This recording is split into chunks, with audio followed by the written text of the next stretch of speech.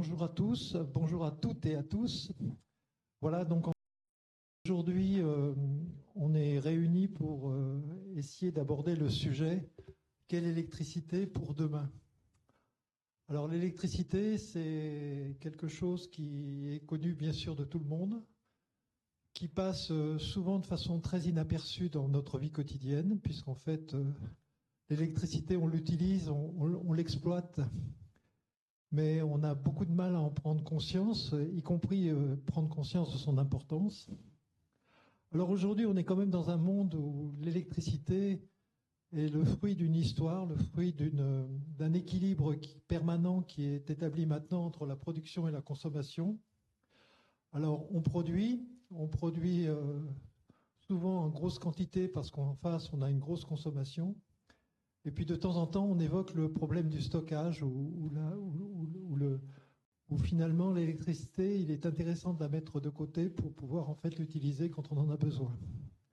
Alors le stockage est divers et varié aussi. Il procède souvent par batterie. On stocke l'électricité pour la journée dans nos portables. On fait beaucoup de stockage sans trop en parler finalement. La voiture électrique a mis aussi l'accent sur l'utilisation plus industrielle de la batterie.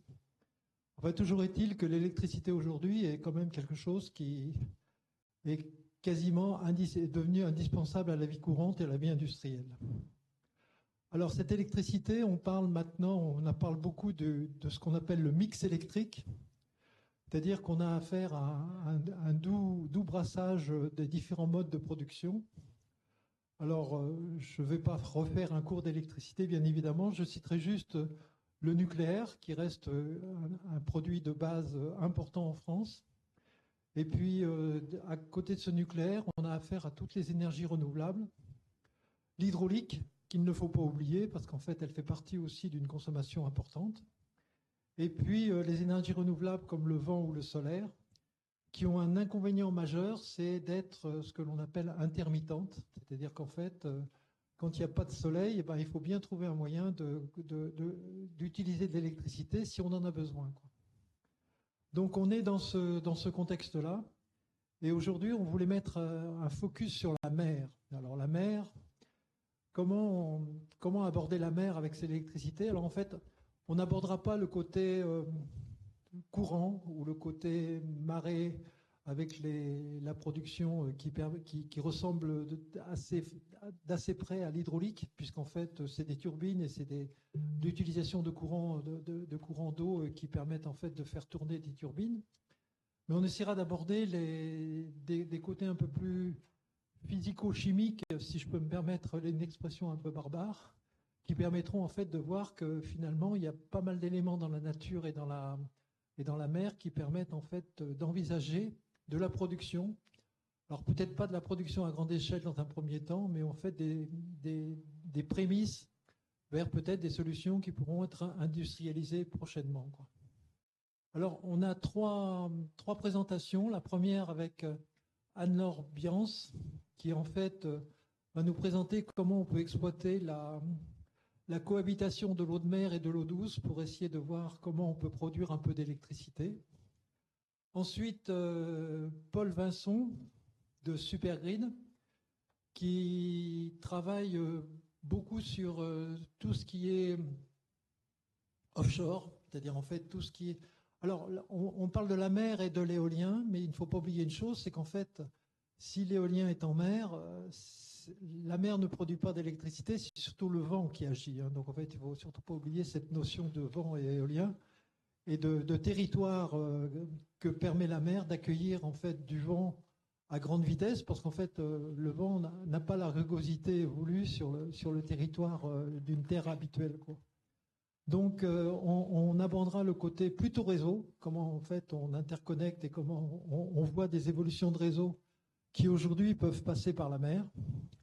Et puis on essaiera de finir par quelque chose peut-être un peu plus original ou un peu plus surprenant, c'est comment on arrive aujourd'hui à avoir des concepts de batterie ou des concepts de production d'électricité par des moyens ou des méthodes. Ce sera le côté un peu laboratoire, voire tourné vers la médecine, qui pourrait peut-être utiliser ces sources élémentaires pour de la production d'électricité à très petite échelle, quoi. Voilà le panorama de notre discussion. Alors, ce que je vous propose, c'est de laisser les 3 présentations qui dureront à peu près chacune une vingtaine de minutes. Et puis ensuite, de regrouper les questions pour le débat final qui nous amènera, je pense, jusqu'à 13h45 si on veut respecter l'horaire, quoi. Voilà.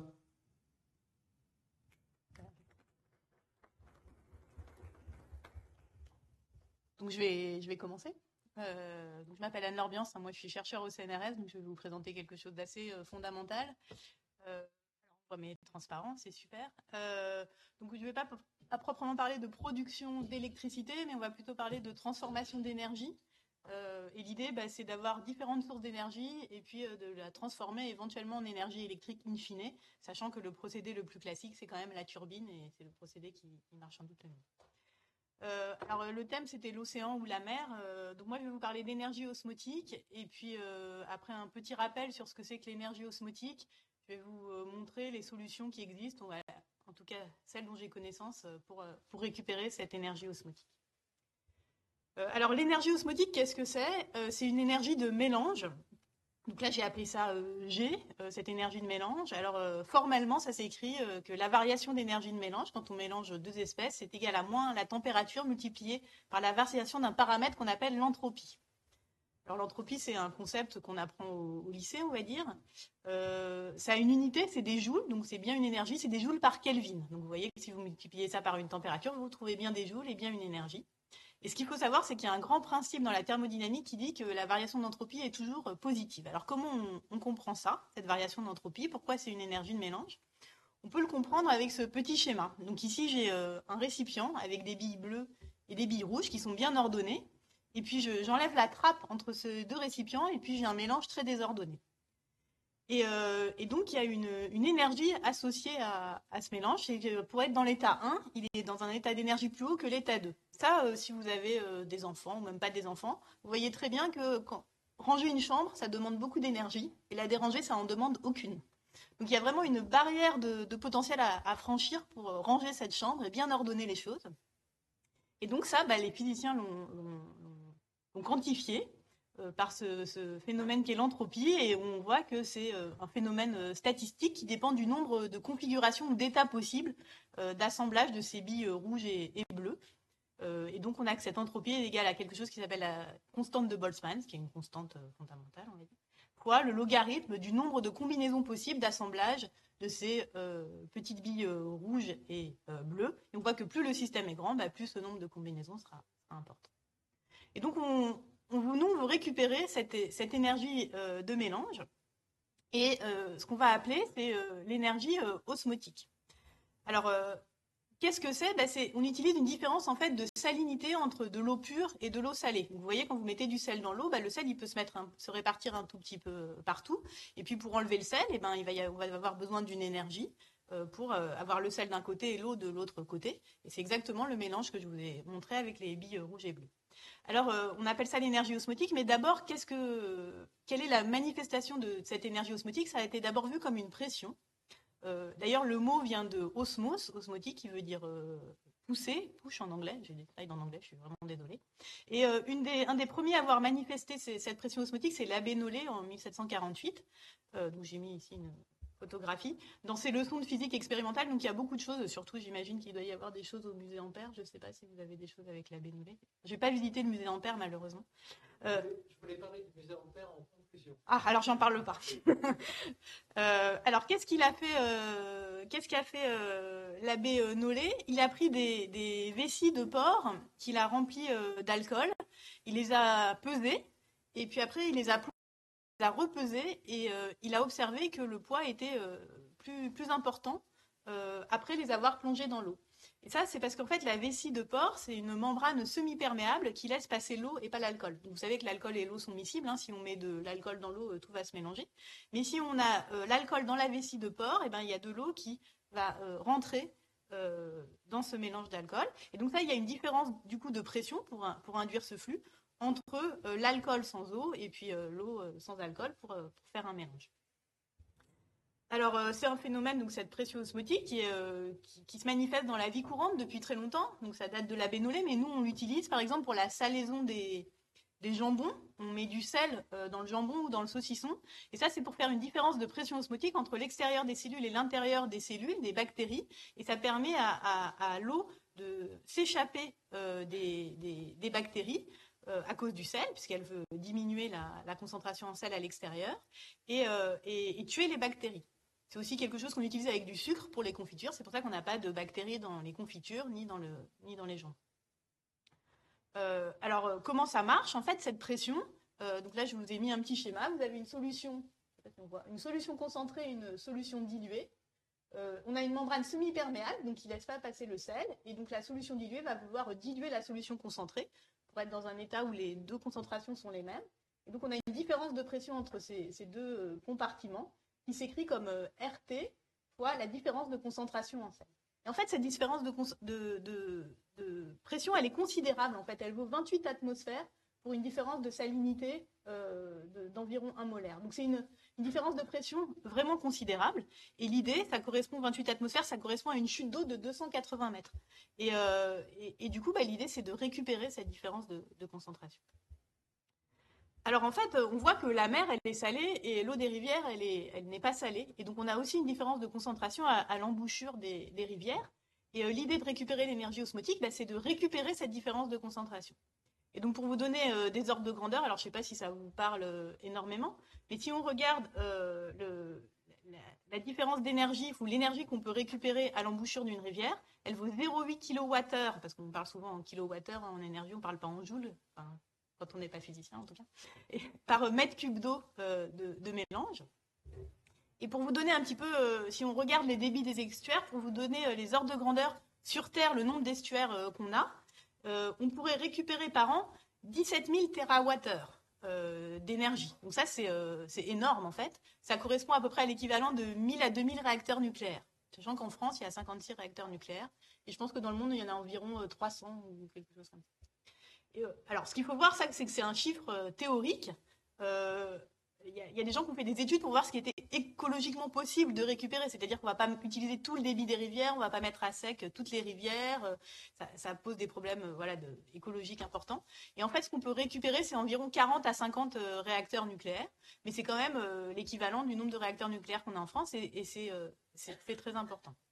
Alors ça, c'est juste si on mélange l'eau des rivières et l'eau des mers. En fait, il y a des gradients salins aussi dans les mers verticaux qui peuvent être plus importants que ces gradients et ça laisse suggérer des potentiels applicatifs intéressants. Alors maintenant, je vais vous parler des quelques solutions techniques qui existent parce que là, je vous ai parlé d'une vague membrane semi-perméable, de vessie de porc et c'est pas comme ça que les choses sont faites. Et donc, c'est souvent des procédés membranaires qui existent. On peut dire qu'il y a 4 ou 5 procédés aujourd'hui qui battre le haut du pavé, et puis on utilise aussi des procédés mixés entre les deux. Je vais vous parler du premier qui s'appelle la Pressure Retarded Osmosis, ou PRO, alors pression osmotique retardée, on va dire ça en français. Un deuxième procédé qui est l'électrodialyse inversée, un troisième procédé qui s'appelle du mélange capacitif, et puis je vais vous parler un tout petit peu de procédés sans membrane. Alors commençons par la pression osmotique retardée. Donc l'idée là, elle est très simple, c'est qu'on a une membrane semi-perméable qui va laisser passer l'eau et pas le sel. Donc on va créer une différence de pression. Alors on crée une surpression pour créer un écoulement quand même de l'eau salée. Il faut quand même appliquer une pression au système, qui est la moitié de la pression osmotique. Il faut utiliser une membrane semi-perméable, donc les membranes sélectives qui ne laissent pas passer le sel, elles ont une sélectivité de 99%, ce qui est assez intéressant aujourd'hui.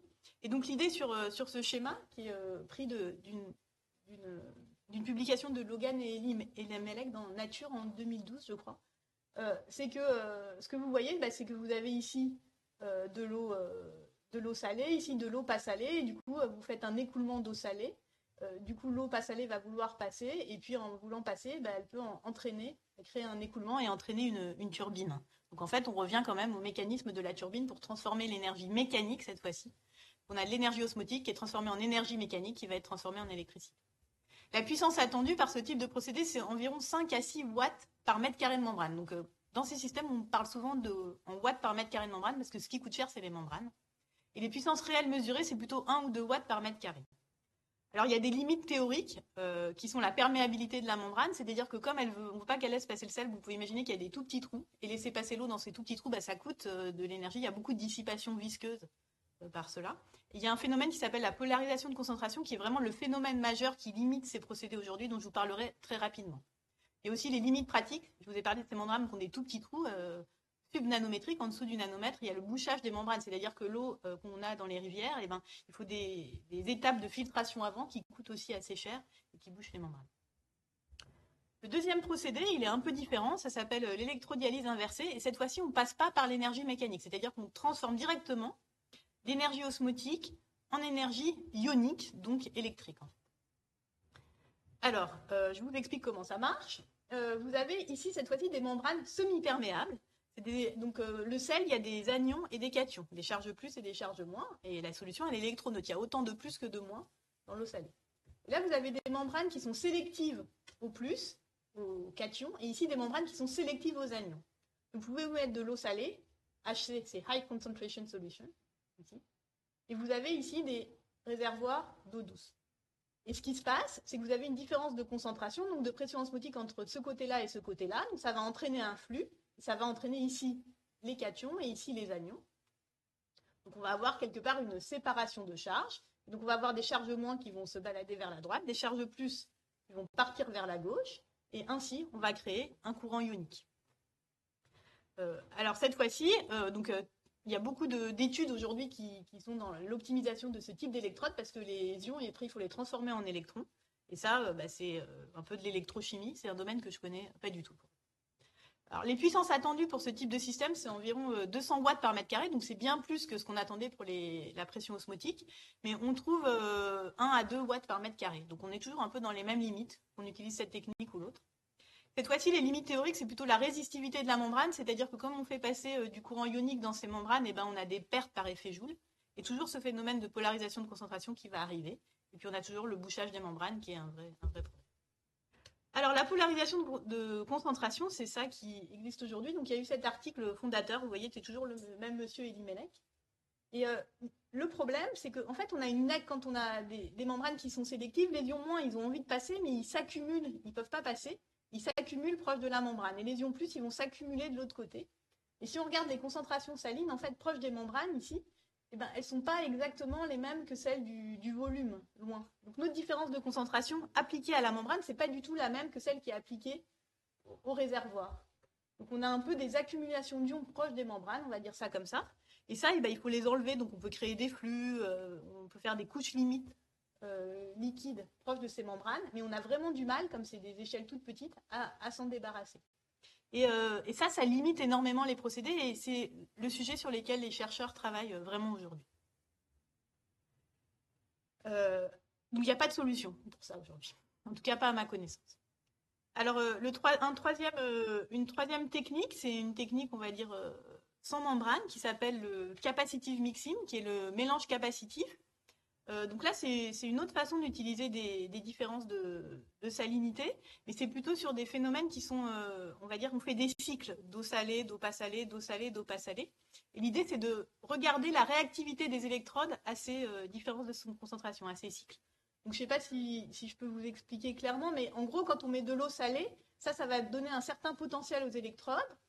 On va fermer le circuit pour que ces électrodes se déchargent et créent un courant. Et puis après, on va mettre de l'eau pas salée, ça va changer le potentiel des électrodes, et puis on va refermer le circuit pour récupérer du courant dans l'autre sens. On va faire ce type de cycle, et vous voyez, ce type de cycle, on peut récupérer un travail, et qui va être de l'énergie électrique. Donc voilà comment on récupère ce type de système. Donc là, les puissances sont plus faibles, les puissances obtenues, c'est plutôt 50 milliwatts par mètre carré. On a des électrodes qui sont plus faradiques, mais capacitives, donc qui sont un tout petit peu plus performantes.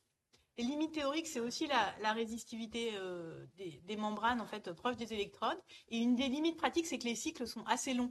On ne peut pas faire un cycle comme ça, ça va être 0,1 Hz, quoi.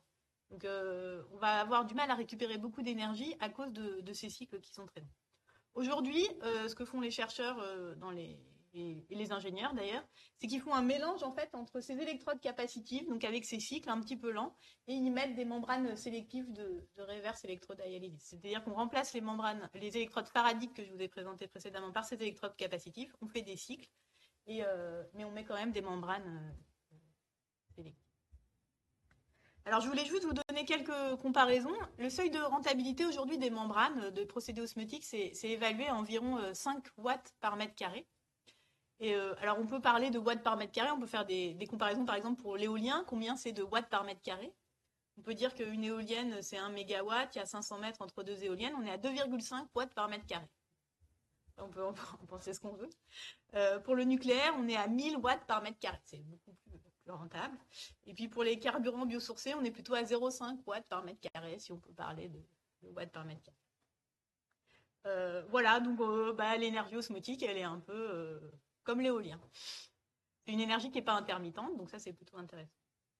Alors au niveau des coûts, elle est rentable, la Pressure Reverse Osmosis, retardée d'osmosis, si la source d'eau douce est gratuite, ce qui peut poser des questions aujourd'hui, et si le coût de l'électricité est cher. Donc, on aurait 0,15 $ au kilowattheure. La reverse électrodialyse, en fait, elle est plus rentable si l'électricité est peu chère, et puis le coût des membranes est un petit peu supérieur. C'est-à-dire que pour les membranes qui sont sélectives aux ions, c'est plutôt 20 $ par mètre carré, alors que les membranes échangeuses d'ions, c'est plutôt 100 $ par mètre carré. Donc on peut, voilà, ça donne des ordres de grandeur, des seuils de rentabilité des systèmes. Alors il y a plein de gens qui ont essayé de créer des usines, des pilotes pour ce type d'énergie. Donc là, je vous fais un tout petit panorama. La première centrale osmotique, elle utilisait la PRO, donc c'est-à-dire une transformation d'énergie osmotique en énergie mécanique. Elle date de Norvège. Ils avaient réussi à récupérer 4 kW pour 1 watt par mètre carré de membrane, et ça, c'était pas rentable économiquement. Donc cette usine s'est arrêtée, ce pilote s'est arrêté. Il y a eu le projet ReaPower en Italie, qui a duré de 2010 à 2016. Eux, ils avaient 700 watts pour 400 mètres carrés de membrane, donc ils ont commencé à produire pas mal de puissance. Ils utilisaient des salines et puis ils avaient des puits d'eau douce, donc ils avaient des différences de concentration entre 5 molaires et 0,1 molaire. Et ça s'est pas avéré rentable économiquement, à cause en fait essentiellement du coût des membranes et des bouchages. Et ils se sont spécialisés dans la récupération d'énergie thermique. Il y a eu une usine pilote aussi, Salt Power, au Danemark, qui existe encore, 2015, depuis 2015, qui, eux, ils ont quand même réussi à créer 100 kW, on commence à avoir des choses assez intéressantes, grâce à des membranes de technologie japonaise. Alors eux, ils utilisaient des saumures provenant de l'excavation je sais plus, de matériaux. Donc c'est plutôt les rejets industriels, on va dire, donc ça c'est quelque chose d'assez intéressant. Et puis ils utilisaient aussi, ils mixaient ça avec de la thermique et des chaleurs géothermales du sous-sol. Et puis après, il y a eu l'entreprise Switch Energy qui a commencé, on va dire, l'aventure de Switch Energy à Lyon, qui existe depuis, donc avec Lidéric Bocquet, qui existe depuis 2017. Donc eux, ils ont réussi à produire 500 mégawatts avec une technologie de membrane qui est vraiment pas chère, c'est des membranes naturelles. Donc ça, c'est plutôt intéressant. Il y a un partenariat avec la Compagnie nationale du Rhône sur l'embouchure du Rhône. Il y a d'autres usines pilotes, par exemple en Amérique du Sud, qui sont en train d'être mises en place. Et il y a un développement aujourd'hui pour récupérer plutôt aussi ce qu'on appelle la chaleur fatale. Alors je vais revenir un tout petit peu là-dessus. Parce qu'en fait, ce que vous voyez ici, c'est que les 3 dernières, là, eux, ils ont voulu récupérer l'énergie thermique aussi, là, les chaleurs géothermales, et là, la chaleur fatale. Donc en fait, cette énergie osmotique, elle est intéressante, mais va être beaucoup plus intéressante si elle est couplée à de l'énergie thermique. En fait, ce qui se passe, c'est que par exemple, si on regarde l'industrie européenne, elle va créer de l'énergie thermique de basse qualité. Votre ordinateur, il chauffe, votre téléphone portable, il chauffe. Par exemple, en Europe, l'industrie, c'est 50 réacteurs nucléaires par an d'énergie thermique de basse qualité qui est dégradée et qu'on n'utilise pas. Et donc l'idée, c'est de l'utiliser. Et donc c'est d'avoir une source de température chaude, une source de température froide, et puis de mettre un dispositif entre les deux. Donc souvent on utilise un moteur de Carnot par exemple, pour récupérer, changer cette énergie en énergie mécanique, puis en électricité éventuelle. Et pour ça, il y a des dispositifs thermoélectriques qui sont bien connus, qui sont faits à base de semi-conducteurs, de terres rares, donc qui sont en fait écologiquement et économiquement peu rentables, parce que ça pollue en fait d'aller comment dire, les mines de terres rares, etc., etc. C'est polluant, c'est loin, c'est coûteux. Et donc, il y a un phénomène qui existe depuis plus de 80 ans, qui a été mis en évidence par Deryagin, qui est la thermoélectricité ionique. Et c'est l'idée que quand on a une membrane et qu'on a un réservoir chaud, un réservoir froid, et on peut créer une différence de potentiel. Alors, c'est quelque chose qui n'est pas bien compris encore fondamentalement. On travaille dessus. Il y a des théoriciens qui font des simulations numériques. On a fait des expériences modèles. Mais le mécanisme de génération de cette thermoélectricité, alors il y a des pistes, mais il est pas bien compris. En tout cas, dans les liquides avec des ions. Mais par contre, il y a des gens, essentiellement des groupes en Chine, eux, ils se sont posé moins de questions, ils ont mesuré les choses directement avec des membranes de tout acabit, on va dire. Ils ont trouvé des gros coefficients de Seebeck, c'est-à-dire qu'ils ont permis de récupérer pas mal de volts par différence de 1 à 30 millivolts par différence de température en Kelvin, par Kelvin. Et donc, en fait, cette technique est assez intéressante. Et après, il y a des gens qui ont combiné les deux, c'est-à-dire la chaleur fatale, mettre des gradients thermiques et puis des gradients de salinité. Et c'est ce qui existe dans la mer, en fait. Il y a des gradients thermiques, il y a des gradients de salinité. Et donc, on peut jouer sur les deux et les optimiser grâce aux membranes adéquates. Voilà, j'ai fini. Et puis, je vous remercie pour votre attention.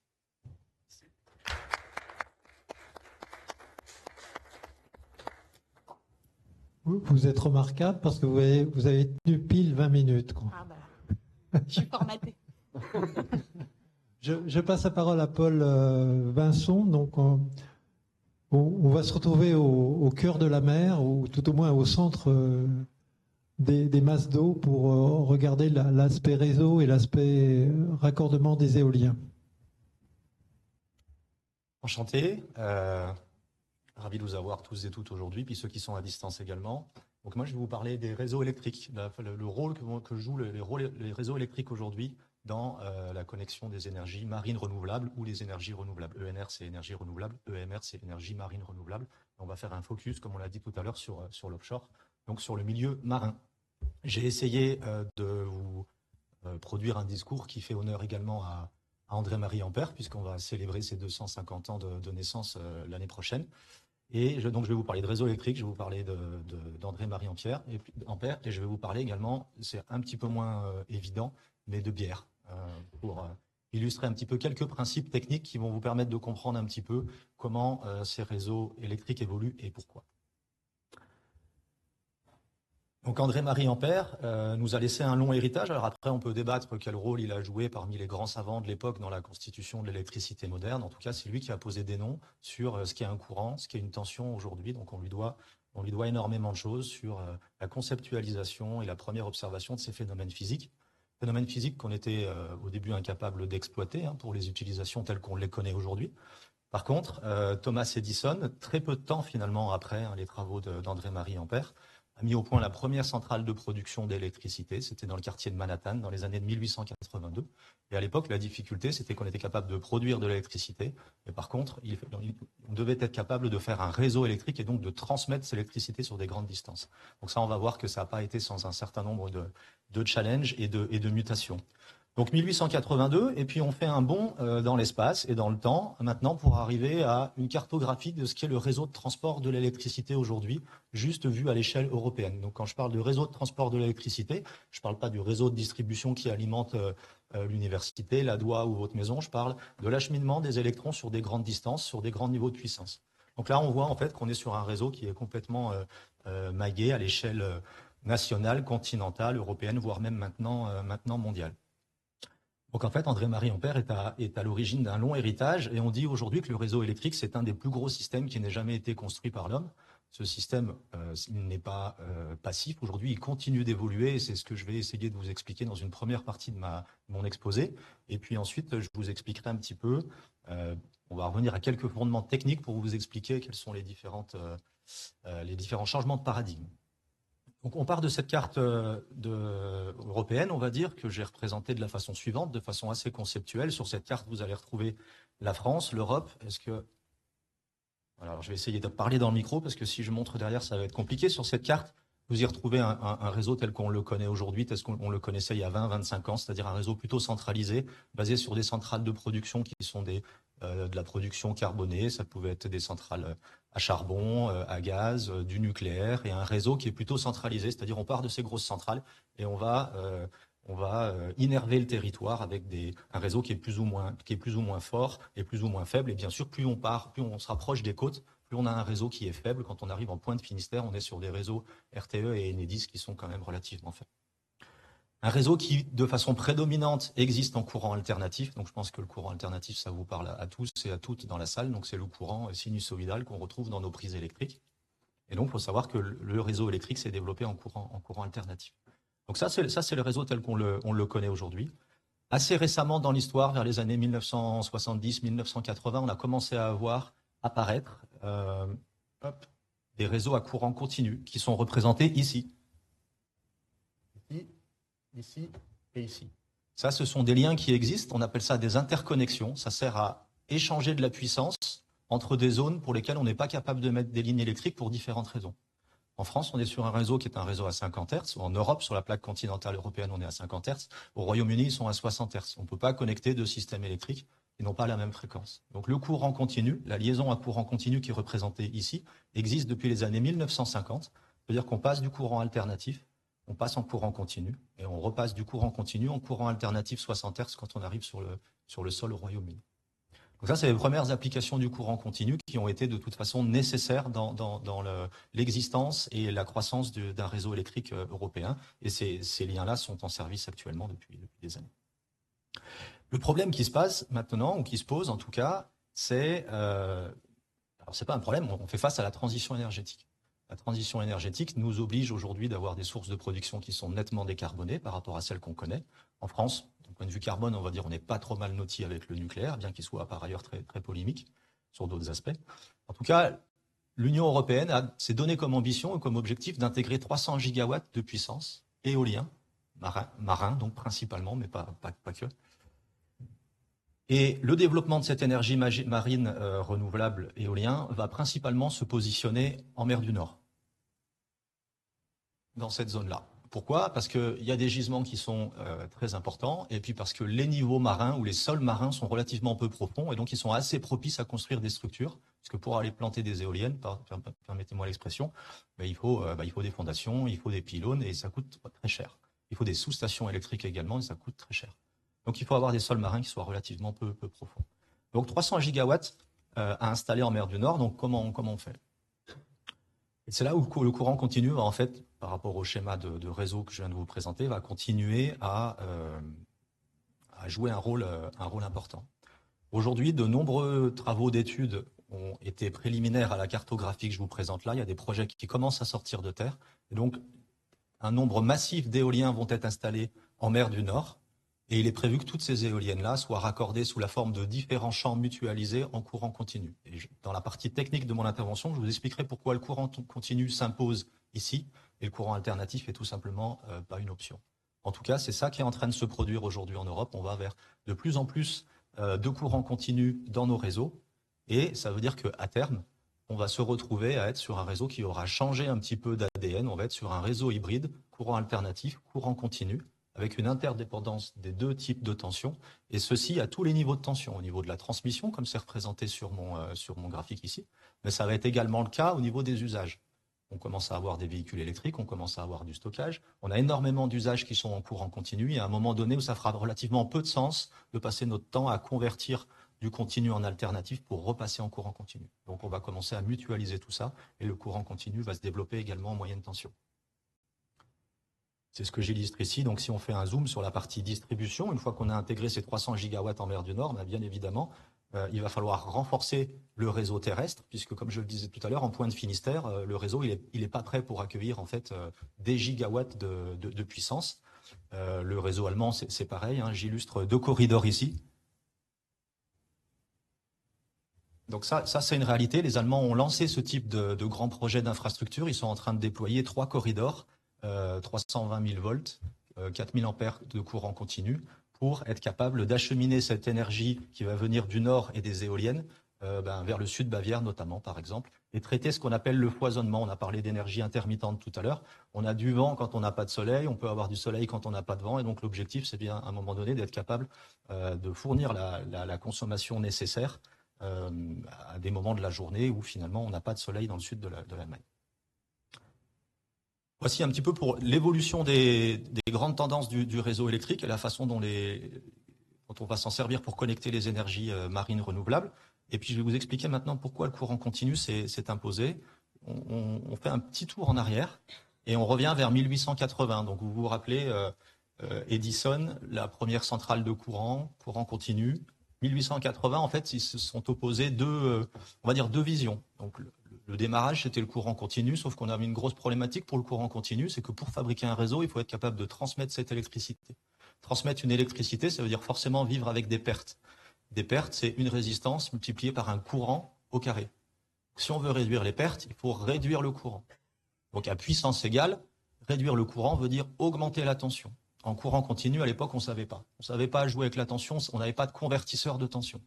Donc la seule chose qu'on a trouvée à l'époque, selon les lois de l'induction électromagnétique, c'était les machines tournantes, c'était les transformateurs et les machines tournantes pour produire de l'électricité et être capable de monter la tension ou de la baisser.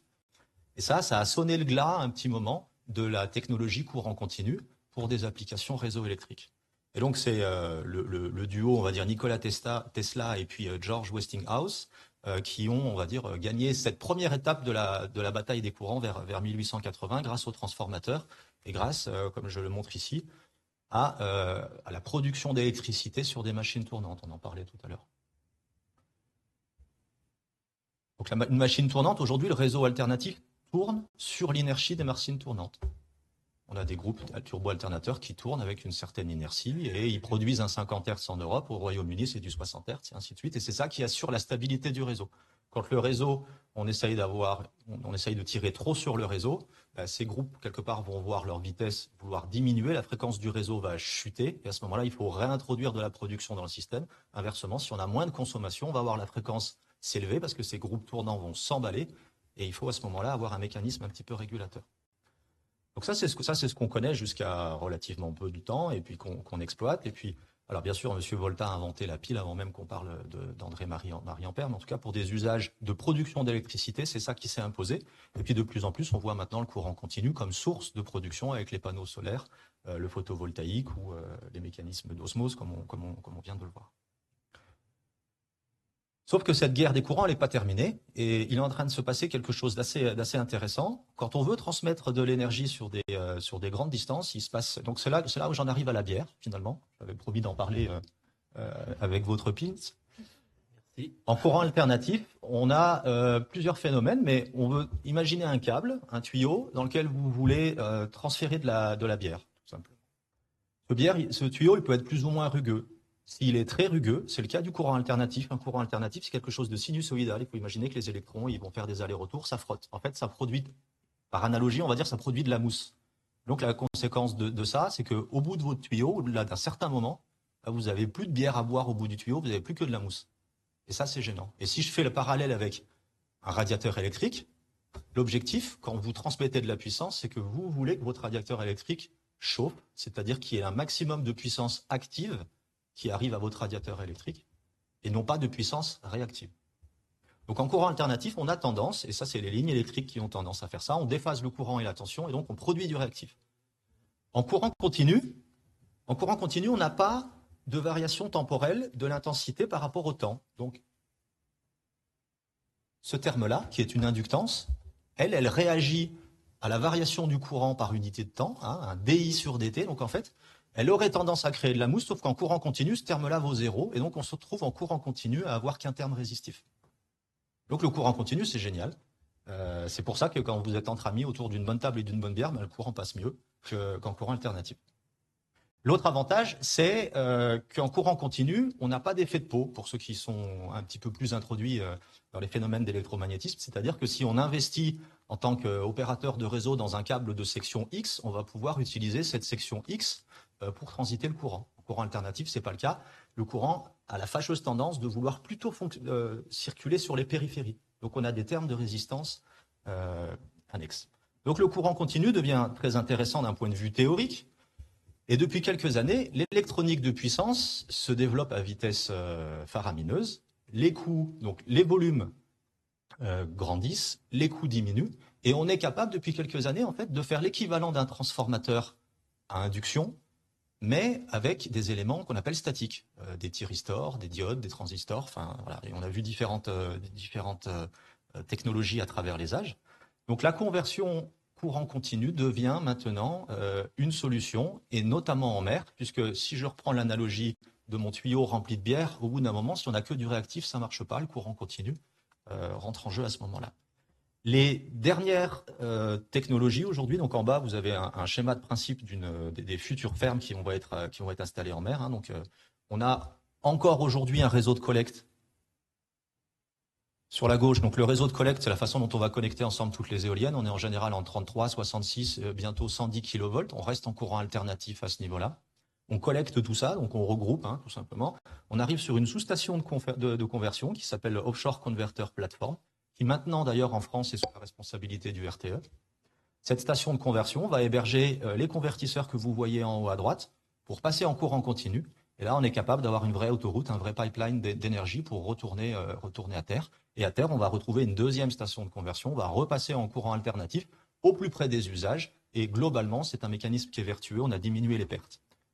Chose que j'illustre ici. Donc, la conversion à courant continu, si je dis que l'électronique de puissance a fait des progrès, ça reste quelque chose de faire. C'est-à-dire qu'il faut investir dans une station de conversion. Donc c'est ce que vous allez retrouver en vert. C'est pour ça qu'au début du graphe en vert, ici, là, vous avez un petit gap initial. C'est un droit de péage. Il faut payer le convertisseur. Une fois que vous avez payé le convertisseur, par contre, vous voyez que vous avez une courbe qui est un petit peu plus plate en vert que la courbe qui est en rose.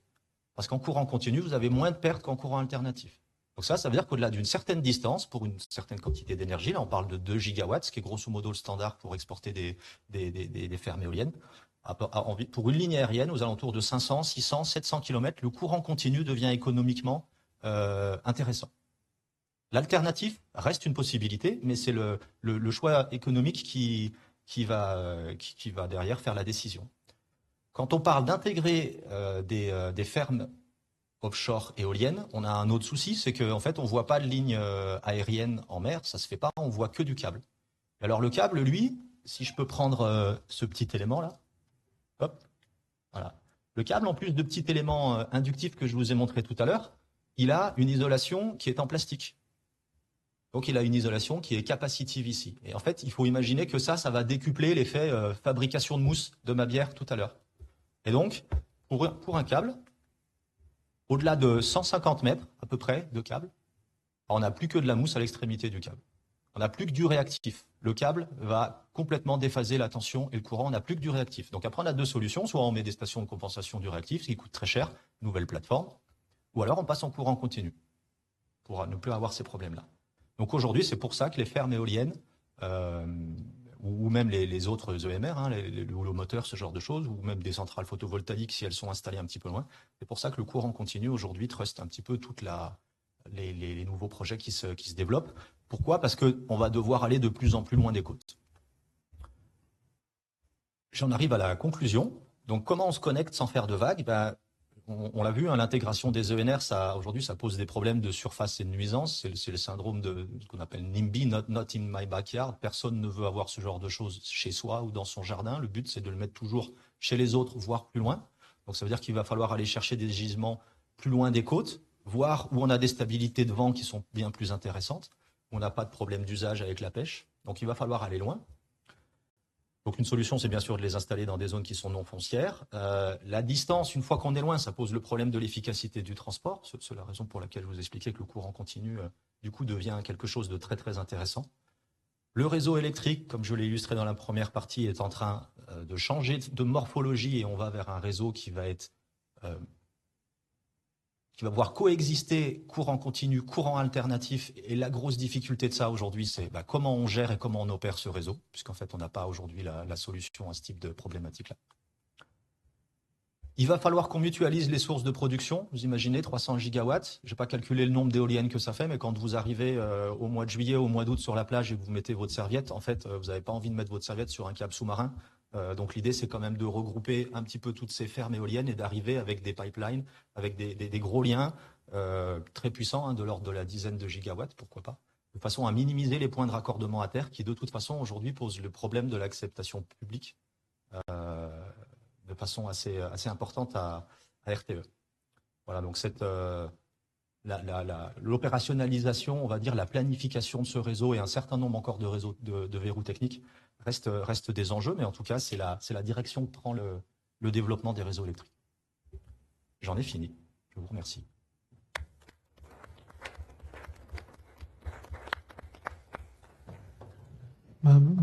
Merci beaucoup.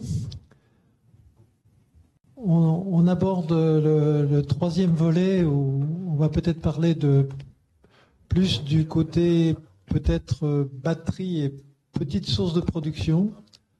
Maintenant qu'on a vu que le réseau finalement permettait des échanges à la fois transfrontaliers et maritime. Donc en fait, on est bien dans une vision d'intégration complète des échanges, en particulier au niveau de l'Europe. On n'a pas parlé de la Méditerranée. C'est peut-être aussi un sujet qui peut être abordé dans les années à venir par rapport en fait au développement de réseau, quoi.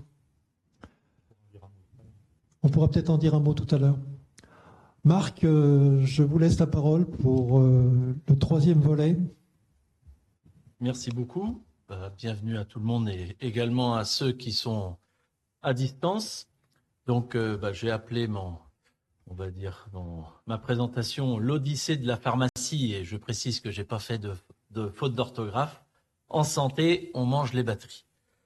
Donc, c'est assez facile de trouver certains liens entre les océans et le monde de la pharmacie, dans le sens où vous avez des médicaments historiques, donc qui sont issus de la recherche dans les océans. Donc j'en ai cité 3. Donc vous avez la zidovudine qui est l'AZT et qui est très connue parce qu'elle fait partie entre autres de la trithérapie, et c'est le premier médicament qui a été mis à disposition des personnes infectées par le VIH, donc en 1987. Donc le VIH et le sida, les premiers cas américains en 1981, et c'est 6 ans après que le premier médicament, l'AZT, a été, on va dire, mis à disposition, sachant qu'il a été découvert dans les années 60 dans le sperme de hareng. Ensuite, une autre molécule, le ziconotide, donc c'est un oligopeptide, donc connu également pour soigner, c'est un antidouleur et qui est un venin d'un escargot marin. Donc l'escargot utilisant un moyen de défense qu'on a mis à profit pour soigner des tétraplégiques où la morphine ne fait plus assez d'effet. Donc j'en ai mis un troisième, l'éribuline, donc qui provient c'est une structure simplifiée de l'alichondrine B, qui est une substance découverte dans une éponge marine et qui permet de traiter certains cancers du sein, entre autres métastatiques. Donc ça, c'est des exemples de médicaments. Vous avez également dans les produits de santé les fameux dispositifs médicaux. Et là, j'en ai mis un exemple, l'Hemoxy-Carrier, donc qui est un dispositif médical basé sur de l'hémoglobine. Donc tout le monde, on va dire, a dans son sang, qui permet de véhiculer l'oxygène. Sauf celle-ci, c'est une hémoglobine qui a été extraite d'un ver arénicole et qui a des capacités 40 fois supérieures pour fixer l'oxygène. Donc c'est un produit qui est actuellement utilisé donc pour améliorer la conservation des greffons lorsque une personne va devoir recevoir par exemple un rein. Donc le rein a été prélevé à Lille, et donc entre le moment où il faut le transférer, préparer le patient, etc., on a des produits qui vont améliorer la durée de vie du greffon au-delà de 24 heures. Donc, les océans, en 2017, j'ai trouvé un chiffre. Donc, c'est autour de 29 000 molécules, entre autres des petites molécules actives, donc décrites, avec un ratio de 1 molécule sur le marché sur 1000 molécules découvertes. Donc, autour de 30 autorisations sur le marché. Donc, une navigatrice, Maud Fontenoy, donc, avait dit il y a quelques années que la trousse à pharmacie de demain, ce sont les océans, ou c'est les océans. Donc, pour continuer de surfer sur les dispositifs, donc on peut parler des dispositifs médicaux implantables actifs, avec un exemple que tout le monde connaît, le défibrillateur automatique implantable. donc qui est quelque chose qui va être placé, on va dire, in situ, donc chez un patient souffrant par exemple d'arythmie. Et là, on pourrait se poser la question, comment les océans pourraient amener de l'innovation pour améliorer ce système qui est grosso modo construit avec un générateur d'impulsion, un condensateur, une antenne, une sonde de défibrillation, un boîtier en titane, et vous avez un autre élément, la batterie. Et là, pour le coup, il y a moyen de faire quelque chose, sachant que le monde ou le marché mondial des batteries pour dispositifs médicaux implantables, en 2023, c'était le milliard de dollars, et on pense que ce marché va tourner autour de 3 milliards en 2030, donc une augmentation, on va dire progressive, du fait que vous avez énormément de besoins avec les stimulateurs cardiaques, défibrillateurs, neurostimulateurs, implants, endoscope à capsule, on y reviendra, et tout ce qui est système d'administration de médicaments, donc par exemple avec les pancréas artificiels à boucle fermée. Donc tout cela nous fait dire que la batterie peut être quelque chose d'intéressant à essayer d'améliorer. Donc quand on regarde un peu ces modèles d'EDM, on a des batteries au lithium, à l'hydrure nickel-métal. Donc là, on parle de métaux. Qui dit métaux en santé, on va tout de suite un peu tilter sur le mercure, le plomb. Donc ça ne fait pas forcément bon ménage avec la santé. On parle de pollution aussi environnementale. Je vous ai mis un chiffre. Donc 15 milliards de batteries primaires finissent en décharge ou sont incinérées par an dans le monde. Donc 97%, c'est des piles boutons. Donc c'est énorme. Donc développer une nouvelle génération de batteries, piles, accumulateurs, donc pour utiliser un peu tous les termes usuels dans ce domaine, ça pourrait être quelque chose de très important. On a besoin d'innovation parce que pouvoir développer des systèmes éco-compatibles, ça peut être très bien. Miniaturiser, forcément, pour utiliser de nouveaux équipements qu'on va introduire dans un corps humain, ça va être super important. Rechargeable, avec ou sans fil. Donc on sait que maintenant on est une génération où les recharges sans fil, on les souhaite au lieu d'être, on va dire, accrochés à un fil. Donc l'autonomie de ces systèmes-là sont importants aussi à gérer. L'aspect biodégradable, si votre système se plante dans votre, on va dire, corps humain, peut-être pas besoin d'intervention chirurgicale, le système peut se dégrader en quelques semaines et voire avoir des outils comestibles. Ça, c'est peut-être le rêve en plus pour la France, où on est assez à cheval sur la gastronomie. Ça peut être une bonne piste. Donc, pour un peu exemplifier, donc une première question, comment une sèche peut-elle éviter une panne sèche? Donc, c'est un papier publié en 2013 donc par des Américains qui se sont proposés de développer des électrodes de mélanine d'origine biologique. Et on va voir que l'origine biologique, c'est une origine marine. Donc, ils ont utilisé de l'oxyde de manganèse lambda couplé à une anode où là, ils ont exploité le mélanine. Donc, c'est un dérivé de mélanine, donc bien connu parce que tous les jours, on en fabrique aussi à partir de la tyrosine, voire vous prenez de la L-Dopa, le médicament utilisé chez les Parkinson, et on peut fabriquer de l'eumélanine. Mais là, l'idée, ça a été d'utiliser de l'eumélanine naturelle provenant, on va dire, d'une sèche, Sepia officinalis. Donc, avec 300 mg, on va dire, de mélanine de cette sèche, on est capable de produire un système qui permettra de disposer autour d'un volt avec une capacité spécifique maximale pour les connaisseurs de 16 mAh par gramme de matière active. Donc, je vous ai mis la structure. Ils ont testé, le chimiste est intervenu, donc à synthétiser de l'eumélanine, on va dire synthétique, à utiliser celle de sèche, et c'est celle de sèche qui est plus performante, donc la naturelle que la chimique. Un autre exemple, Donc là, on pourrait poser la question, que diriez-vous d'une batterie pour votre déjeuner? Bon, certains ont déjà mangé, peut-être que ceux qui n'ont pas mangé ou attendu pour le dessert, il y a une petite option. On va voir ça. Donc là, c'est d'aller utiliser de la quercétine. Donc c'est une petite molécule que vous avez en haut, c'est un flavonoïde qu'on trouve principalement dans le sarrasin, qui est, on va dire, quelque chose qu'on trouvait beaucoup en Bretagne. Donc la Bretagne, les océans, c'est très lié. Le capre, qui a la particularité d'être très riche en quercétine. Mais vous avez besoin d'une anode, et là, on va utiliser de la riboflavine, vitamine B2, et qui peut être extraite du maquereau.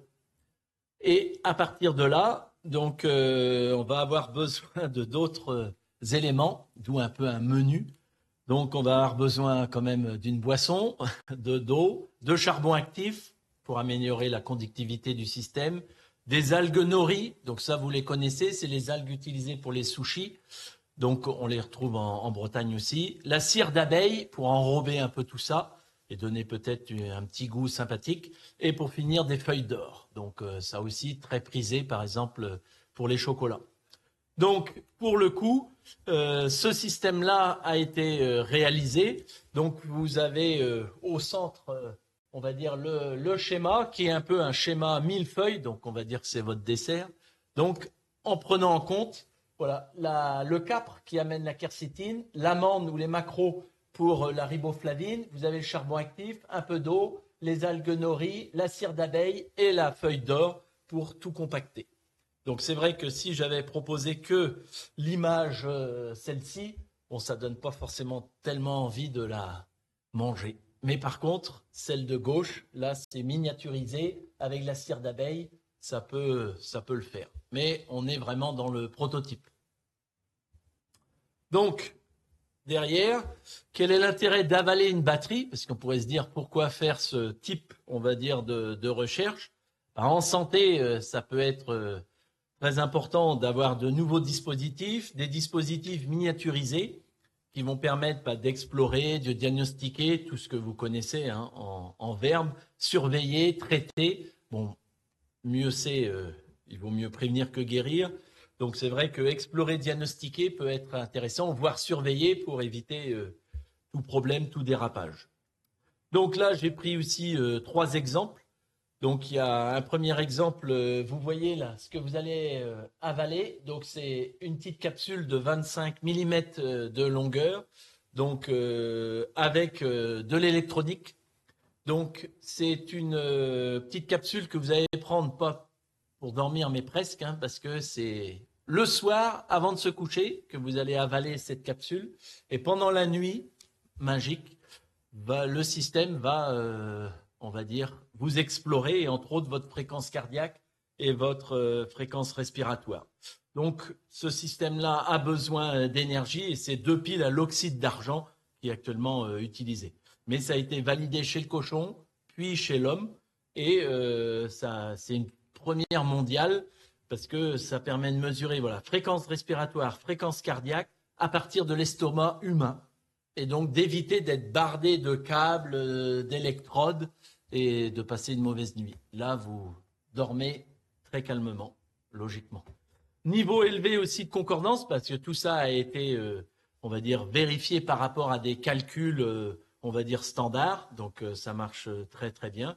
Et ça peut permettre, dans le futur, d'observer, par exemple, les apnées du sommeil.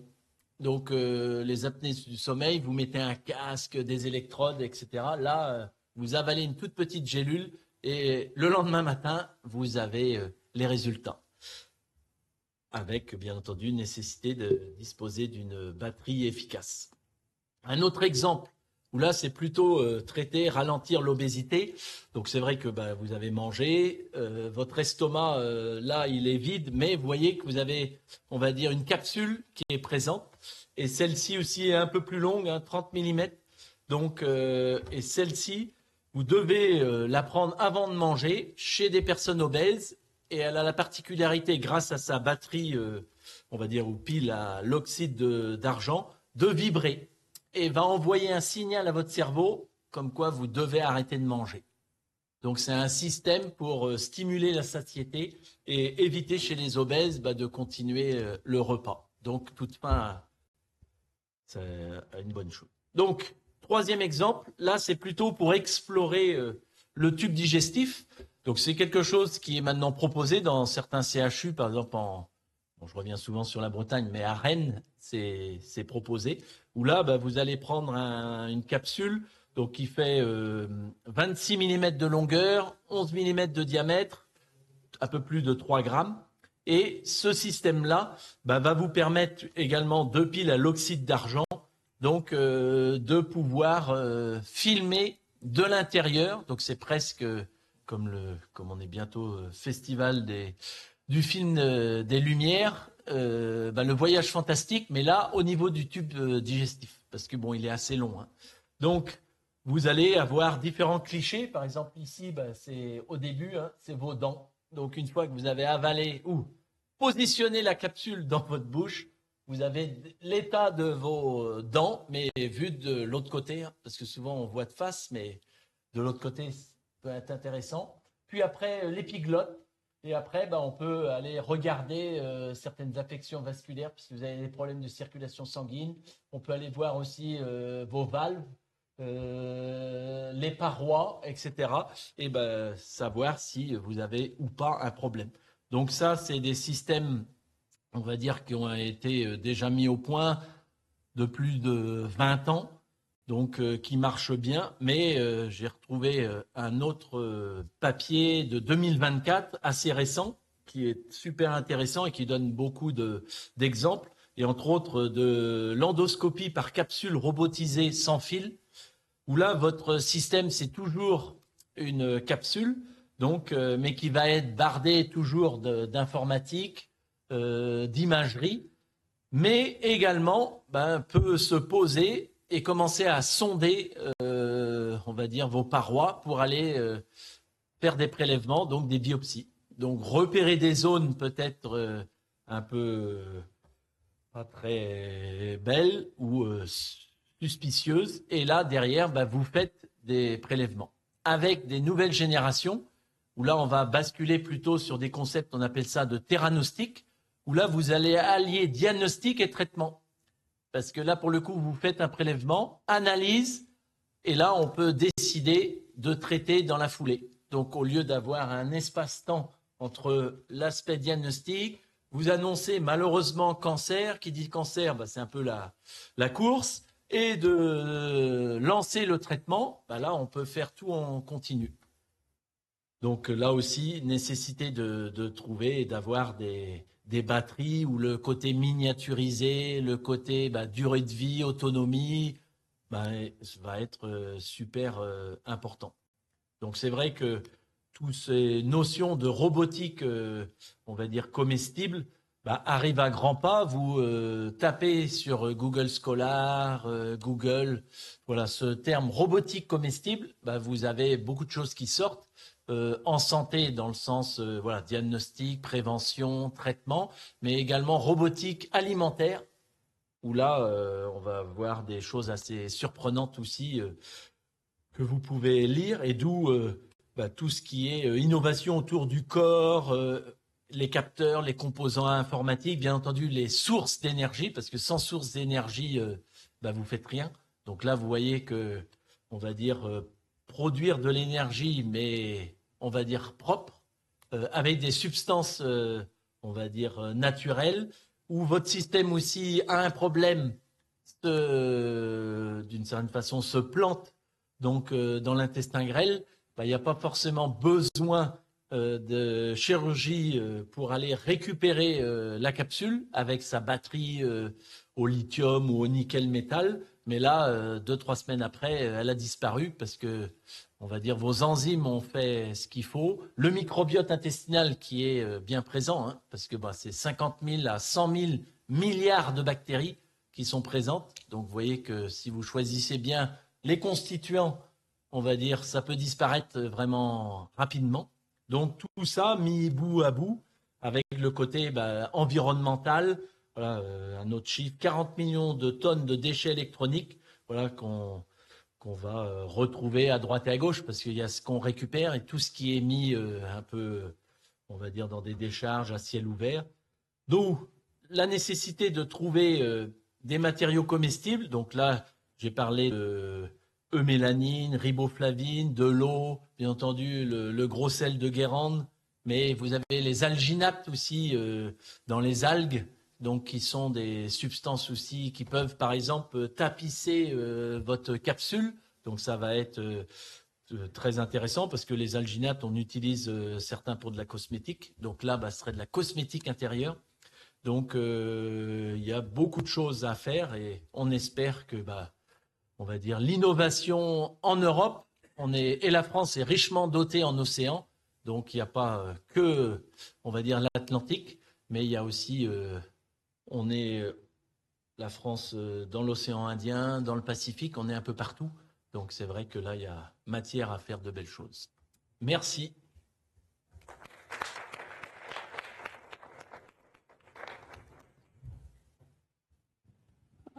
Impressionnant.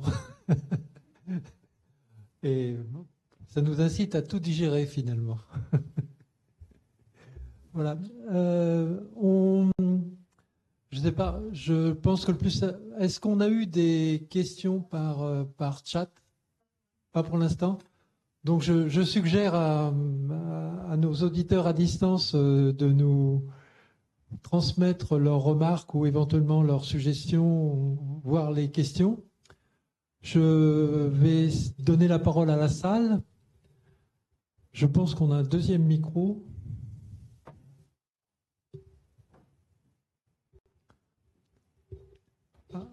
Avant que la salle ne se prononce, moi j'avais une question à destination d'Anne-Laure. On a parlé de membranes. Vous n'avez pas trop détaillé la composition de ces membranes. Vous avez parlé de membranes naturelles à un moment. Est-ce que c'est un matériau sensible ou est-ce que c'est pas comme le lithium, c'est des trucs relativement faciles à fabriquer? Alors non, c'est pas des choses faciles à fabriquer, c'est souvent des membranes polymères. Alors je peux pas parler des membranes de Switch Energy parce que je ne connais pas leur nature. Donc c'est souvent des membranes polymères, hein. C'est de la chimie un peu pas très écologique, on va dire. Après, il y a des matériaux naturels qui existent. La vessie de porc, par exemple, hein, on a vu que c'était une membrane qui laissait passer qu'un seul type d'ion, quoi. Il y a des membranes naturelles comme ça. Souvent, il y a quand même des membranes à base de cellulose qui sont très prometteuses et qui sont sélectives aux cations, qui laissent passer que les cations et pas les anions parce qu'elles sont déchargent moins. Donc ce type de membranes sont peut-être les plus prometteuses aujourd'hui si on veut éviter trop de chimie des polymères. Oui. Voilà. Sinon, il y a le Nafion, je ne sais pas si vous avez entendu parler de ce type de membranes qui sont très sélectives aussi. Mais c'est quand même souvent des sulfonates, des polysulfonates, de la chimie des polymères.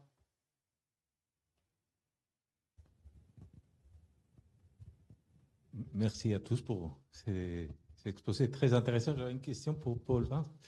Et concernant au tout début de l'exposé, vous avez montré les connexions aussi avec l'Italie ou l'Espagne, où il me semble pas, de mémoire, peut-être je me trompe, qu'il n'y a pas il y a concordance des fréquences des fonctionnements.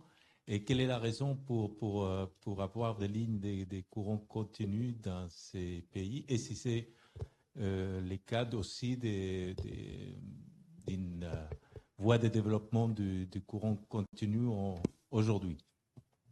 En fait, c'est une question très, très, très juste et pertinente. C'est tout simplement la géographie du terrain qui est parfois assez compliquée pour faire passer des lignes aériennes au travers des Alpes ou dans les Pyrénées. Donc en fait, dans ces cas-là, il est souvent utile d'avoir recours à des tranchées et donc à du câble, puisque dans des tranchées, on ne peut plus faire passer de lignes aériennes. Donc c'est le cas en fait sur la liaison France-Italie, c'est le cas sur INELF entre France et Espagne. C'est le cas sur IFA 2000, la ligne France-Angleterre. La nouvelle ligne également, donc il faut savoir que ça, c'est des lignes qui sont opérées par les gestionnaires de réseaux nationaux, hein, donc RTE en France, Terna en Italie, National Grid au Royaume-Uni. Et on voit même maintenant des liens commerciaux, en fait, tirer profit de ces infrastructures qui existent déjà. Donc dans le tunnel sous la Manche, il y a une société qui s'appelle Getlink, qui est opérée par Eurotunnel, qui a pour vocation et qui vit en fait d'un transfert d'énergie entre la France et l'Angleterre et qui opère ce tunnel. Et la seule façon en fait de passer là dans un tunnel, c'est pas une ligne aérienne, c'est un câble. Voilà. Alors Effectivement, en France-Angleterre, il y a la question du 60 Hz. Et puis, entre France et Espagne, il n'y a pas de problème de fréquence, mais c'est la contrainte câble qui fait qu'on passe en courant continu. Non, non, il y a des câbles en courant alternatif. Au-delà d'une certaine distance, par contre, le courant alternatif, en fait, devient une grandeur limitante. Il faut passer en courant continu. Je peux apporter un complément à la réponse de Paul. Si on parle de la liaison France-Italie, RTE avait un gros projet de liaison aérienne qui passait vers le col du Petit Saint-Bernard, de ligne 2x400 pour doubler la ligne existante. Et à l'époque, en fait, il y avait un ministre de l'Environnement savoyard qui s'était fortement opposé à la ligne. Et il s'appelait Michel Barnier. Je ne sais pas si vous connaissez. Donc, après, il y a eu toute une procédure, il y a eu une tentative de la part de RTE d'essayer de forcer le passage en aérien, puisqu'à l'époque, il n'y avait pas encore de liaison à courant continu intercontinental. Il n'y avait que la liaison France-Angleterre qui existait. Et donc, c'est la solution souterraine qui, en fait, a été retenue. Et cette solution souterraine, compte tenu de la longueur de près de 300 km de liaison souterraine, c'est la liaison en courant continu qui en fait a été choisie parce que les liaisons en alternatif étaient trop longues, quoi. Et en fait, on avait trop de pertes en alternatif. Sur le graphique que je montrais tout à l'heure, vous vous rappelez, c'était à peu près 150, 160 km. Alors après, ça dépend des tensions, des natures de câbles, mais l'ordre de grandeur, c'est ça. Au-delà de 150, 200 km, l'alternatif câble devient problématique. Et cette liaison France-Italie a bénéficié d'une circonstance favorable. Ça a été la construction de l'autoroute de Maurienne. Et la liaison en courant continu, elle est dans la bande d'arrêt d'urgence de l'autoroute, quoi. Donc tout va bien. J'ai une petite question à Marc. Combien de temps dure cette expérience? Alors, pour le coup, c'est aussi calibré. Donc, ils ont fait des statistiques. Grossièrement, on va dire, si on doit observer tout l'ensemble du tube digestif, c'est 1 heure pour l'estomac. Sauf que certaines personnes gardent la capsule 10 minutes et d'autres 3 heures. Mais en moyenne, c'est 1 heure. Et après, au niveau de l'intestin grêle et le gros côlon, c'est 3 heures. Mais ça peut aller de, on va dire, 2-3 heures jusqu'à, pour certains, 5 heures. Et globalement, il faut avoir une autonomie batterie de 8 heures pour être sûr de pouvoir réaliser l'ensemble de l'exploration. Et sachant qu'on peut rajouter également que maintenant les caméras aussi dévorent un peu l'énergie et c'est 5 à 25 images secondes. Et quand vous partez sur une exploration et vous ne savez pas trop ce que vous allez observer, il y a des expériences où ils vont jusqu'à 25 000 images. Et après, il faut traiter tout ça. Donc, on va dire qu'on est, au démarrage, voilà, d'une nouvelle forme d'observation, parce que faire des coloscopies, tout le monde voit que c'est plutôt par l'autre sens qu'on envoie l'explorateur. Là, c'est vrai que par la bouche, c'est plus simple. Et après, le système va pouvoir se véhiculer et on va dire, si possible, aller jusqu'au bout. Et s'il y a un crash, c'est le côté, certains envisagent que le crash peut être aussi, il n'y aura pas besoin de chirurgie parce que ça va s'autodétruire. Et là, on est plutôt mission impossible, mais sur un laps de temps un peu plus long. Merci. Oui, alors moi j'ai plusieurs questions qui font peut-être un peu le lien entre les interventions, notamment d'abord sur l'osmose. Est-ce qu'il y a des applications avec des applications de désalinisation? Parce que ça crée beaucoup d'eau saumâtre et donc je pense notamment à Barcelone où ils ont des gros projets comme ça. Est-ce que c'est possible que les eaux saumâtres de désalinisation permettent des gradients pour ce type de projet? Est-ce qu'il n'y a pas aussi un enjeu au niveau des embouchures s'il y a des membranes sur certains sédiments qui resteraient bloqués à l'embouchure? Donc là, on n'est plus sur des enjeux écologiques. Pour faire après le lien sur peut-être le réseau, ça reste, que ce soit des éoliennes offshore ou ce type de solution, ça reste quand même des solutions où on a des centrales de production qui acheminent sur le réseau. Alors ma question sur le redimensionnement des réseaux pour de l'alternative ou du continu, c'est est-ce qu'aujourd'hui, dans le monde actuel, il y a la quantité de cuivre nécessaire en termes de minéraux pour recréer tous ces linéaires, ou est-ce qu'il n'y a pas un enjeu sur le matériau utilisé, sur ces structures? Et pour rouvrir sur le stockage, mais là du coup ça sort vraiment de l'alimentaire ou de batteries biodégradables, c'est plutôt, alors là c'est même plus dans la mer, mais c'est plus dans l'air. Est-ce que les solutions comme de l'air comprimé peuvent être des solutions de stockage qui permettraient de pallier aux énergies intermittentes, notamment sur des usages, pas du chauffage, mais tous les autres usages domestiques à l'exception du chauffage, pour décompresser l'air la nuit et refaire de l'électricité avec. Voilà, ces 3 questions qui peut-être font un peu le lien, bon, un peu moins sur le comestible, mais voilà. J'ai quelque chose. Je peux commencer éventuellement. Peut-être. Alors déjà pour le stockage, moi j'avais été fascinée. J'avais vu une entreprise qui était en Inde. Ils stockaient de l'énergie mécanique grâce à des blocs de béton qui montaient un petit peu. Non, pas de l'énergie. Ils les faisaient juste monter en statique et du coup, ça avait une version de 100% quasiment ou 99%. Ils faisaient juste monter leur bloc de béton et puis ils pouvaient le garder un tout petit peu en l'air pendant des années et des années, aucune perte. Enfin, tout se passait très bien et je trouvais ça peut-être même mieux que l'air comprimé, j'ai envie de dire, où il y aura toujours des fuites. Bon, bref, ça reste une petite anecdote. Pour la désalinisation, en fait, c'est exactement le même principe. En fait. La récupération d'énergie et la désalinisation par la reverse électrodialysis. C'est-à-dire que dans un cas, on a une différence de salinité, on récupère un courant. Dans l'autre cas, on applique un courant et on différencie les espèces. Donc, c'est les mêmes membranes, c'est le même système. C'est juste que c'est le système inverse, en fait. Du coup, pour revenir sur votre question, oui, on désalinise, donc on va créer des gradients, on va avoir des choses très concentrées et après on peut les récupérer pour recréer le courant. Mais bon, à la fin, on a quand même des pertes, quoi. C'est-à-dire qu'on va avoir un courant pour désaliniser et puis on va récupérer un courant en resalinisant. Enfin, en tout cas, au niveau physique, c'est la même chose. Je crois que c'était tout. Ah oui, et les sédiments, j'en sais rien. Je prends le réseau. Si, c'est une vraie question, c'est un vrai problème. En fait, alors j'ai pas les chiffres exactement, donc moi je me suis pas présenté, même si j'ai été effectivement introduit. Je travaille chez Supergrid Institute.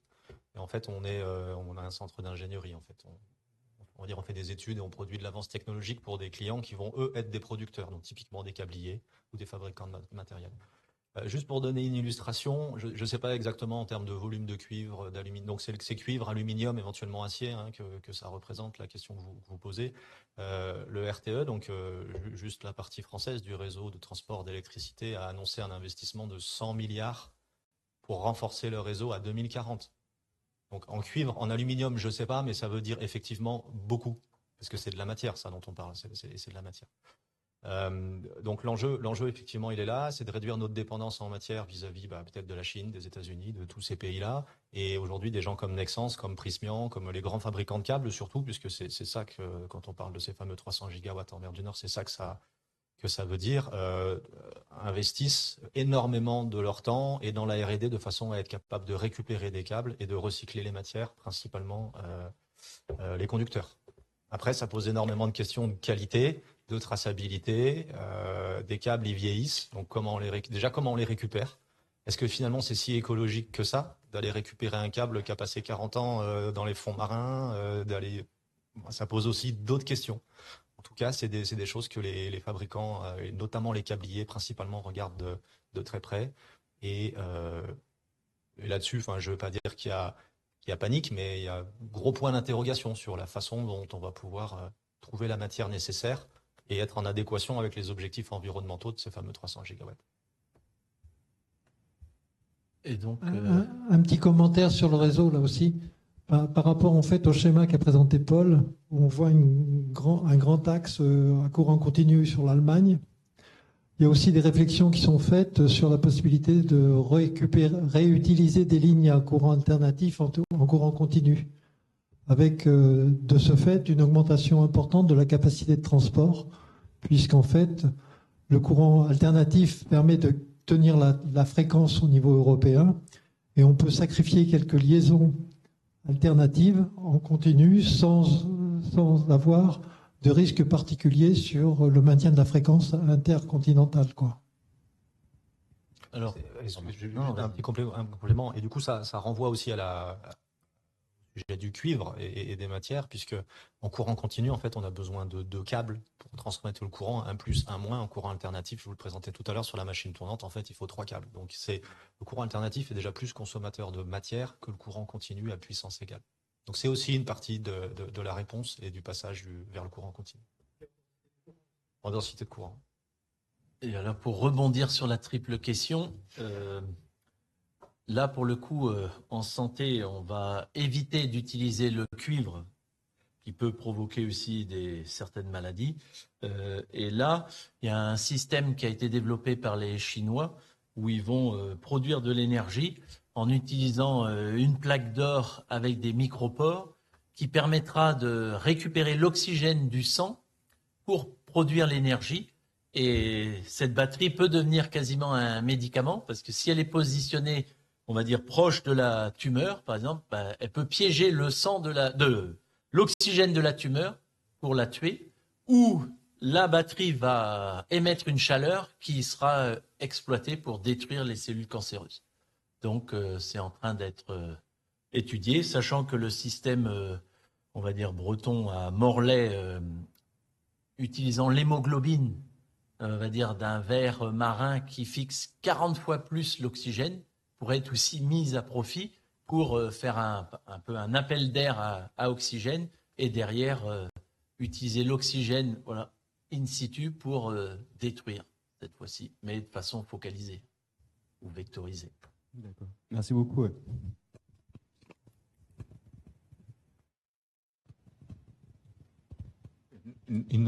Encore une question pour Marc.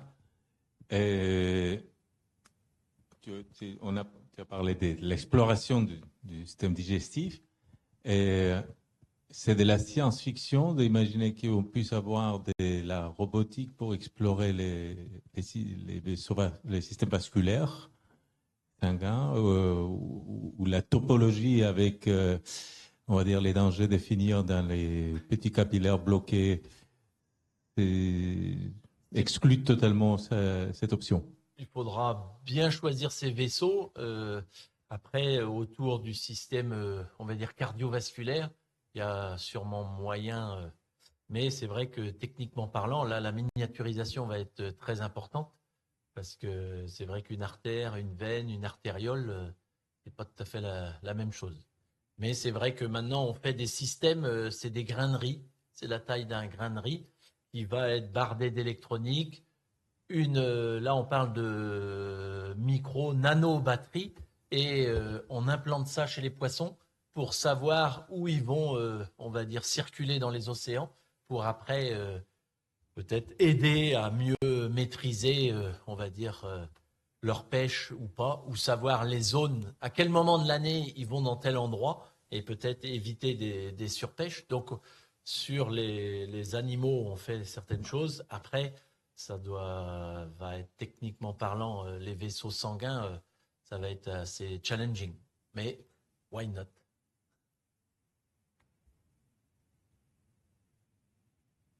Écoutez, est-ce que je conclus? Écoutez, je vous remercie tous les trois. Au nom de la SAMA, Société des Amis d'André-Marie Ampère, de l'Université, de la S2E, et puis un grand merci à M. Ampère aussi, à M. André-Marie Ampère, grâce à qui finalement l'électricité a été un peu expliquée. Et puis derrière André-Marie Ampère, en fait, on a eu effectivement une opportunité à commémorer plusieurs événements de sa vie. Le premier événement, ça a été en 2020, la commémoration de l'explication de son expérience à l'Académie des sciences, qui nous a permis de faire plusieurs manifestations au musée Ampère avec quelques expositions et beaucoup d'invitations. Et puis cette année, donc, enfin pas cette année, j'allais dire l'année prochaine, en 2025, et l'exposition que vous pouvez admirer à la bibliothèque universitaire.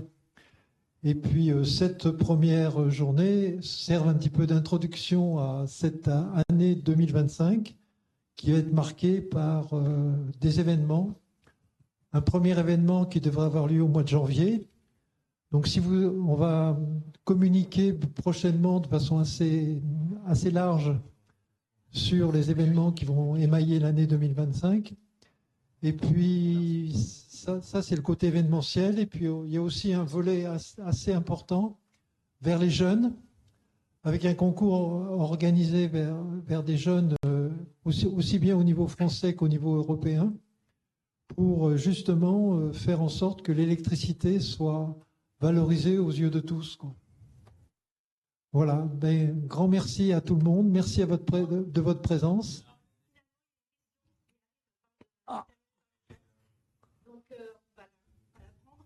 J'ai l'impression qu'elle est pour moi. Alors, des pays comme la Chine. Comme la Chine. Alors, en France, on a la chance quand même d'être particulièrement bien doté en termes d'industrie sur ces activités-là, fabricants. Donc, je citais tout à l'heure Nexans, qui est un célèbre câblier français. On a un célèbre fabricant de matériel électrique de transport haute tension qui s'appelle General Electric. Il paraît pas français, mais il ne l'est d'ailleurs pas. Mais en l'occurrence, il a racheté les activités d'Alstom il y a maintenant 5 à 10 ans. Et le contexte, ce qu'il faut savoir, c'est que en fait, en France, les choses ne se jouent pas sur le terrain de la France. Quand on parle de ces grandes infrastructures de réseau électrique, RTE développe son réseau, mais quand il s'agit du courant continu, comme je vous l'ai introduit, en fait, on parle quasiment toujours de liens qui sont transfrontaliers. Donc en fait, RTE n'est pas seul dans cette histoire-là. Et ce qui se passe en Europe aujourd'hui pour développer ce réseau en mer du Nord, tel que je l'illustrais de façon très très simpliste, avec des bâtons, des éoliennes, c'est qu'en fait, il va falloir être capable de faire coopérer les différents gestionnaires de réseaux européens. Pour faire coopérer les différents gestionnaires de réseaux européens, ça veut dire aussi que pour qu'il y ait la loi du marché qui s'applique et que ça coûte pas trop cher aux contribuables européens, ça veut dire qu'il faut qu'il y ait une offre sur le matériel électrique demain en termes de convertisseurs qui soit là. Donc ça veut dire qu'aujourd'hui, les grands constructeurs européens, Siemens, Hitachi, encore un grand constructeur européen, qui était ABB avant, ASEA Brown Boveri, et puis General Electric. Donc c'est les trois principaux acteurs sur le sol européen. Il faut qu'ils développent ce qu'on appelle l'aspect multivendeur et interopérable. Donc les gestionnaires européens veulent pouvoir acheter presque indépendamment un matériel ABB avec un matériel Siemens, et enfin il va falloir qu'ils marchent avec un matériel Hitachi. Et ça prend énormément de temps à faire parce qu'en fait, il faut mettre les acteurs autour de la table. Il y a des questions de propriété intellectuelle et il y a tout simplement des questions d'opérer un réseau AC DC qu'on ne connaît pas aujourd'hui. Donc ça, c'est ce qui se passe aujourd'hui. Il y a des projets qui existent au niveau européen. Vous pourrez aller voir, il y a un projet qui s'appelle Promotion qui vient d'être terminé. Il y a un autre projet qui s'appelle Interopéra pour interopérabilité des systèmes à l'échelle européenne, qui fait qu'en fait, en France, on est un peu en retard sur ces sujets-là. Mais on est en retard parce que on développe cette interopérabilité des systèmes qui est le prérequis en fait à ce qu'ils puissent devenir extensibles et étendables au-delà des frontières. La Chine, donc du coup pour reprendre ce sujet-là, on va dire que sur le sujet il y a un positionnement politique un peu plus autoritaire, avec un terrain qui, en termes de géographie, se suffit à lui-même. Et donc, la Chine a tout simplement imposé ses standards. Ils n'ont pas de sujet d'interopérabilité entre différents constructeurs. Ils ont tout simplement dit, tiens, telle partie de la Chine, ça va être toi comme constructeur qui va faire ça. Tu vas faire ça comme il y aura un autre vendeur qui, en fait, ils se sont partagés un petit peu les travaux et ça a été fait vraiment de façon planifiée. Dès qu'il va falloir qu'ils sortent de chez eux, par contre, ils vont se confronter aux mêmes problèmes et problématiques qu'on essaye de gérer en Europe. Donc, en fait, on prend du retard pour prendre de l'avance sur ces sujets de la construction d'un grand réseau. Voilà. Mais on n'est pas... alors, on est dépendant sur des sujets de matériaux. Il y a une technologie dont je n'ai pas parlé ici qui est primordiale pour le courant continu. C'est le disjoncteur à courant continu. Aujourd'hui, en courant alternatif, on vit avec ça. On sait ce qu'est un disjoncteur à courant alternatif. On a la chance d'avoir un 50 Hz ou un 60 Hz. Donc, le courant passe naturellement à zéro toutes les 10 millisecondes. Ça, c'est une chance inouïe. On a une petite fenêtre de tir pour interrompre le courant. En courant continu, ça n'existe pas. On est avec une tension en permanence, donc une puissance qui est en permanence là. Il faut imaginer une locomotive lancée à pleine vitesse qu'il faut interrompre de façon très très rapide. Et donc en Europe, on va dire qu'on est en train de chercher ces solutions techniques avec différents acteurs. La Chine a pris un parti pris sur une technologie, l'a développée à fond et ils ont déjà installé ce type de technologie. Et ils ont un réseau démonstrateur courant continu, 550 kV avec 5 terminaux. Ça s'appelle le projet Zhangbei, pour ceux que ça intéresse. et qui existe depuis les 5 ans en opération, et sur lequel on a très peu de retours de REX, de retours d'expérience. Donc, on a les acteurs en place, il y a plein de choses qui se mettent en place, il y a le cadre régulatoire qui reste une problématique, et puis l'harmonie entre les acteurs de façon à ce qu'il y ait une libre compétition, mais tout ça c'est en route. Après, il nous faut du cuivre, il nous faut de l'aluminium. Et des financements, 100 milliards, 2040, rien qu'RTE.